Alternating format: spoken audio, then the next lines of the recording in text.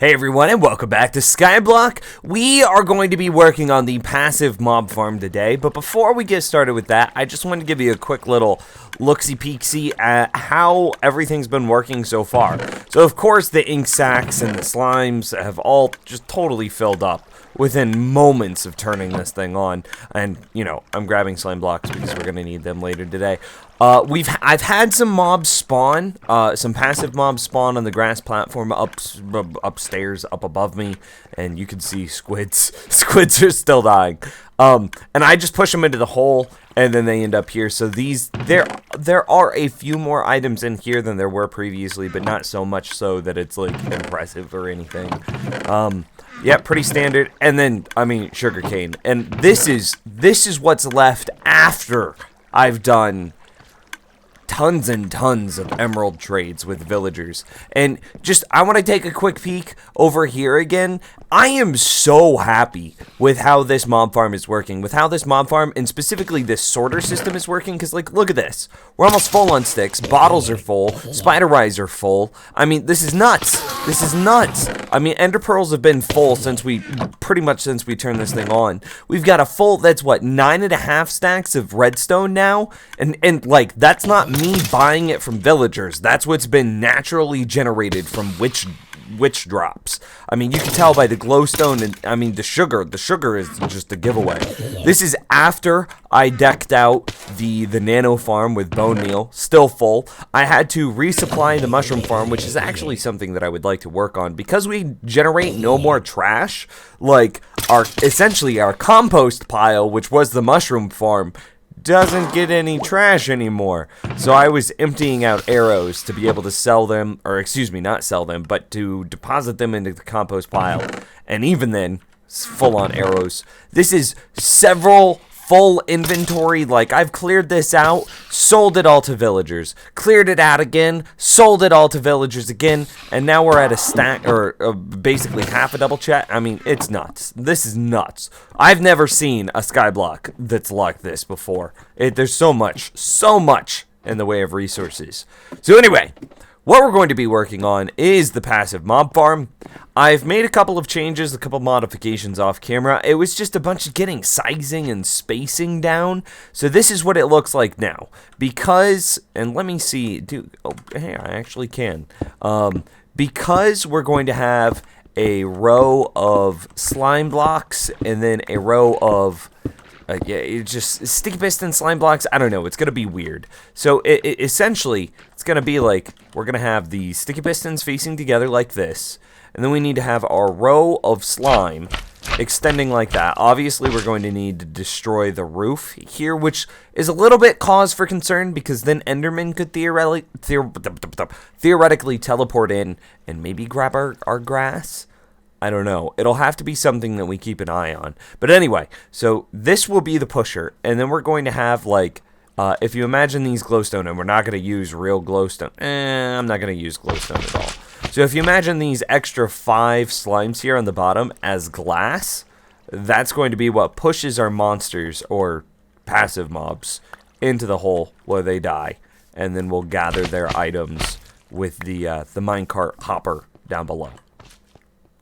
You know, I'm sitting here looking at this, and I'm wondering, is it worth it, right? So, like, again, if we imagine that this row of slime blocks has glass stuck underneath of it. By the way, I got rid of the roof, if that's not obvious.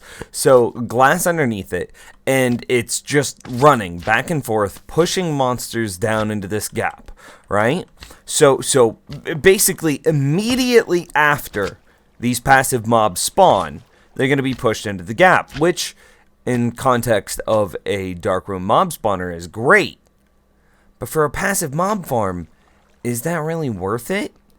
The passive mob spawn so infrequently that if we have trapdoors here and then say a platform over here for them to want to climb to, would they attempt to move onto this platform quickly enough, you know, because the trapdoors are creating false ground that they'll then fall down.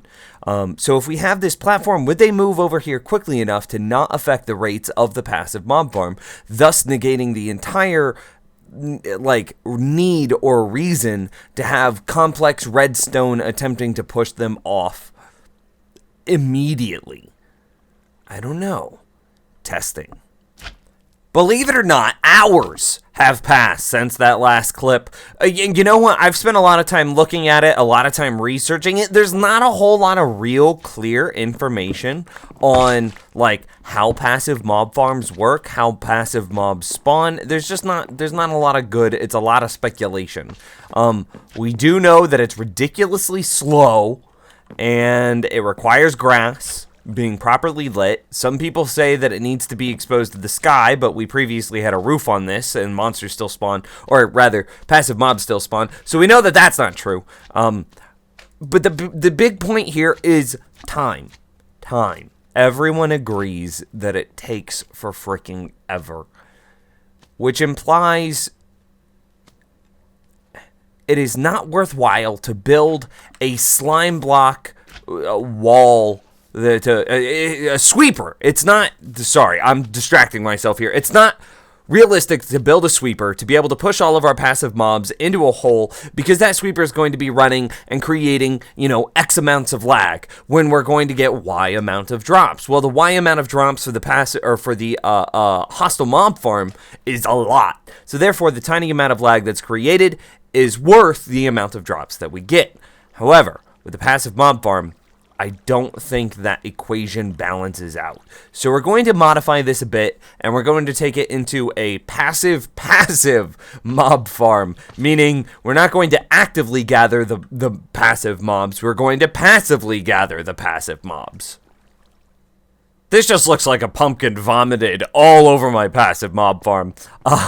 What I've decided to do, we're going to put the roof back on it. The fear of Endermen also being able to teleport in here to be able to grab our grass blocks and then teleport away and like not being able to get another grass block at all ever is just terrifying. So the idea of having, like, we can't have slime be directly on the floor. I don't have any more slime, but like we couldn't have any slime just directly on the floor like this because it would try to grab the slime or the grass blocks. And we couldn't have any slime like on the roof area because then it would attempt to grab the cobblestone roof, which means that we need to raise the roof one, which means that we're risking Enderman being able to teleport in here as well. So it was not just pleasant no matter which way you tried to slice it, and it just not a fan at all. So ultimately what we're gonna go with here is just a passive mob farm. Like I said earlier, mobs will spawn on the grass. They will then see this platform, and then they will be like, oh yeah, I could walk over here. And they'll attempt to walk over, and then they will die. That's the hope, that's the goal, that's what we're going for. I'm going to let this run. I'm sure by next episode, I'll have an idea of if this worked or not. And I'm sure that, like, you guys will be giving me feedback too. So, it just maybe it'll work, maybe it won't work. Something else that I want to point out is, like, the ultimate goal here is that we're able to get rid of, pretty much everything. Right? I don't want this bridge anymore. I want that to be a tower on its own.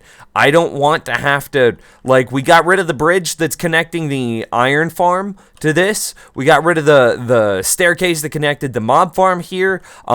Ultimately, this platform that we're standing on right now is going to be gone. And actually, to that end, there's something else I want to do, but let me sleep first. I have some spare space in the new, I don't know what you would call it, the quad farm down below. I don't know. I have some space in that quad farm, and I saw a bunch of good suggestions on, like, what we should do with it.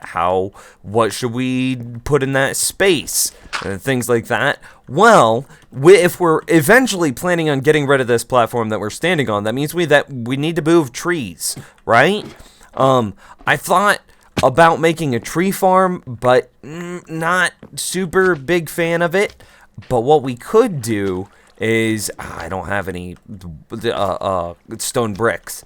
But what we could do is combine two suggestions that I got. One suggestion was to move the trees down there, and like that seems like a pretty smart idea. Oak trees don't require any specific spacing to be able to grow, so we could put a tree here, and then let's see, where's this at? 2 out, 1 in. So here.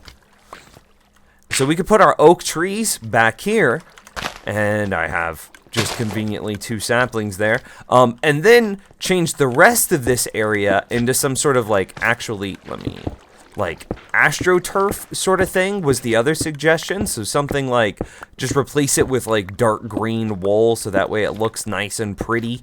And then kind of leave a path here for the player to walk on. I don't know. Seems like a cool idea. Let's go get some wool. I just planted these trees. I swear I didn't bone meal them or anything. I kind of have it down over here. I'm not. I don't know. I don't know if, like, I'm terrible at aesthetically designing things is part of the problem. So I don't know how to make stuff look good. This building farms and like vanilla style redstone stuff, I'm awesome. I love that. Figuring out what looks good and what doesn't. Oh, I'm terrible. Don't ask me for advice on if it looks good or not, because I'm gonna tell you it looks great every single time, and it's gonna look like a big old heap and pile of garbage. So what I'm trying to, in order to get some more texture into the floor, I'm using green carpet, and every place that I use the carpet, I am putting glowstone beneath it to keep the zone lit up. That's about it. That's about all I got. Just trying to look gooder if possible. Maybe we put, I don't know, maybe we have this stacked up a little higher. That way, it hides that dispenser. Maybe. I don't know. I don't know. So, I mean, there, kind of. And let's go ahead, let's cut down these trees real quick and see, like, how awful it looks from this perspective. So we cut down tree 1, cut down tree 2. Okay. Oh, you know what I could do? We could. I totally forgot about this. We can put down some bushes and stuff. Man, oh man, this just got so much better. Okay, so where can we put it? This looks like a good spot for a bush. Maybe we put a bush here and a bush there. Some bushes all over the place. I don't know. Why are you even... Don't take design advice from Nims. Bushes. Put them bushes. Bushes. Bushes. I don't know, man. I don't know. Okay, so maybe that looks less hideous. I don't know how I'm going to hide these pumpkin blocks. Okay, and then we've got some more saplings. Like, the sapling on its own doesn't look too terrible. Saplings just kind of are too bright for the zone. They I don't know. Is there too much lighting? I'm bad at this. No. Okay, well, it doesn't look as bad now. And then, you know, all of this will fall and despawn. And I did also get a block placed up there in order to stop it from growing into super trees. Well, yeah, it's not the worst. Man, I have no idea. Nah. Okay, we're gonna go with it. I think that's final product. Done. Check it off the list. It's good.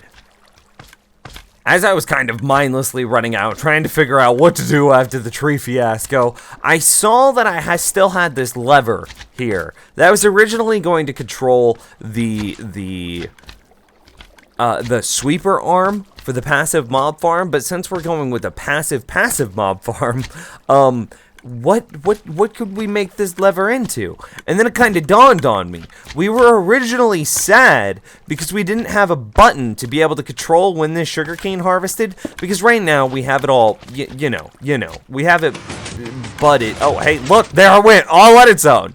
We have it budded off of a small hidden sugarcane right there, right? This sugarcane, whenever it grows, and let me see, can I fake grow it real quick? Everybody knows how this works. Whenever it fake grows, well, whenever it grows for real, that happens. You get the idea.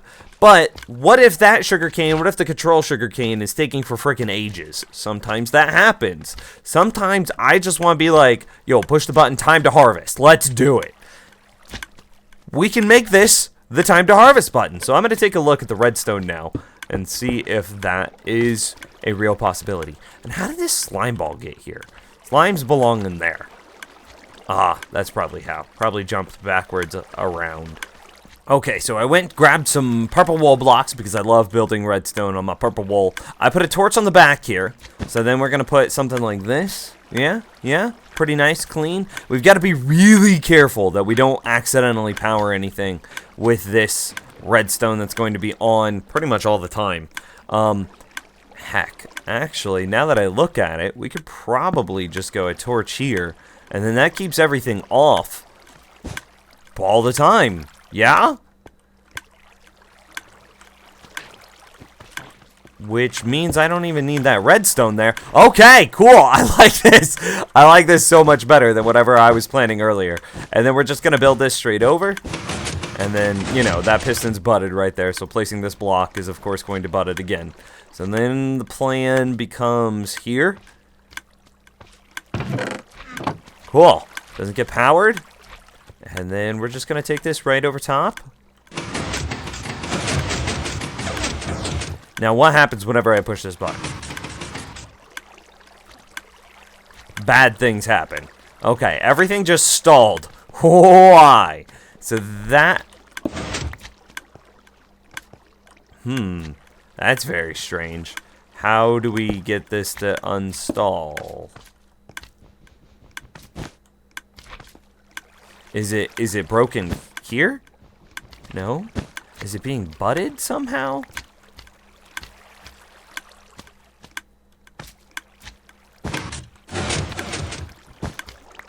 That was weird. Okay.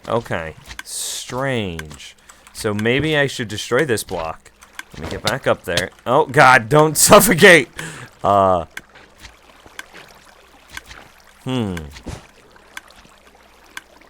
Let's try it like this.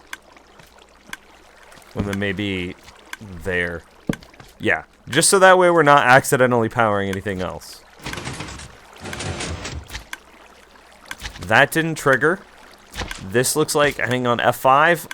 Looks like that only triggered the one time. Okay! Success! We did the thing! We now have our button switch activator in order to manually harvest the sugarcane. I did very quickly want to also address a couple of comments that I got in the last video. Someone asked, I think it was Manuel G asks, why did we use trapped chests? The reason we use trapped chests is if you imagine we pull an item out of this first chest, right? We want a full stack of ink sacks. While we're now looking at this chest, this slot is full. So as items get filtered into the back of this, into the hopper that's behind this chest, any random item could pop into this slot. Well, okay, so then I go to grab that random item, and a new random item pops into that slot. Okay, so I grab that random item, and a new random item pops into that slot. And I'm having to do weird stuff in order to get the stacking fixed. It just makes it so much nicer, so much easier to just know that as long as I have the chest open, my sorting isn't going to be messed up. And then in regards to the sound, the resource pack, Mega Jump says you could have just turned it off in sound. And actually, he's right. We could have just come in here. We could have gone, I think it's blocks. And see, the ticking is totally gone. But you know what's really weird about the ticking? There's no noise of us placing blocks anymore. And that's very bizarre. There's nothing. And it's such an odd sensation to place down a torch. You know, there should be that satisfying thunk noise. And it's just bare, it's naked. And it just feels awful. See, that's the noise we're missing out on. So by creating the resource pack and being able to adjust the noise of dispensers and droppers individually, we get to keep our satisfying thunk noise whenever we place another block. Right now, I'm just trying to get the, I don't know, some aesthetics done. Trying to get this, I don't know, the wall here kind of going in order to make it look just however much better I can. Oh, God, I can't get up anymore. What do I do? Well, just pillar. That'll be fine. Just trying to make it look as aesthetically appealing as I possibly can. No, I held shift, video game.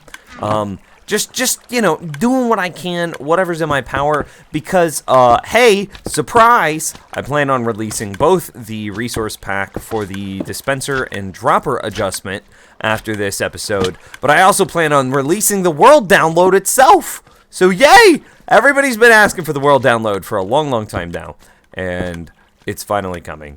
I'm sorry it took so long. I'm not actually that sorry, because, like, there's a lot of work that goes into these. Okay. I still need to finish hiding that. I can't okay, yeah, I can see outside. But it's looking a lot better, doesn't it? Like, this being walled off like that. Do I want to put anything on the reverse floor? Like, do I want to hide these? Maybe. Do I want to hide the hoppers in any way? I was thinking, like, what if I took a bunch of stone brick half slabs and ran it around, like, the outside of this space? That way it covers up the cobblestone and it provides, like, an interesting amount of depth. That way we'll still be able to see, like, the border in between the two farms here and the hoppers, but it won't be... It'll also cover up the cobblestone and it'll just make everything look a little bit nicer. What do you think? You know what? I think I'm also going to destroy this bridge this episode. I was kind of thinking, you know what, we'll wait on it just in case maybe, like, the mob farm, the passive mob farm doesn't work out exactly like we hoped. But, you know, we had all of those, like, super temporary bridges up for the longest time that were only one wide. And I don't think I ever fell off of those. If I did, I don't remember it. And, you know, in the interest of, like, making the world feel like we're progressing, I want to destroy this bridge. I want to be done with it. I want it to be gone. Alright, you know what? That's going to be the end of the episode, but I want to ask one question as we leave. With this bridge gone, and, you know, all the other height farms done, we're almost done with this original platform up here. The only question that we have left is this nether portal. So, question to you. Where should this nether portal go down at the bottom? We have, I mean, a suitable place seems like the mob farm, but it doesn't really seem like there's going to be much room here unless we figure out how to add, like, a second layer, but that seems like it would be kind of weird if we want to keep, like, the big arcing phoenixes on display. Where do we move the nether portal to? And secondly, what project should we work on next? We're kind of at a nice, we still have a lot to do, but, like, we're at a nice stopping point with a lot of our projects. What would you, the viewer, like to see get done next? The nether portal, so we could get rid of this original spawning platform? Or something else? I don't know. You decide in the comments. Thanks for watching. I'll see you next time.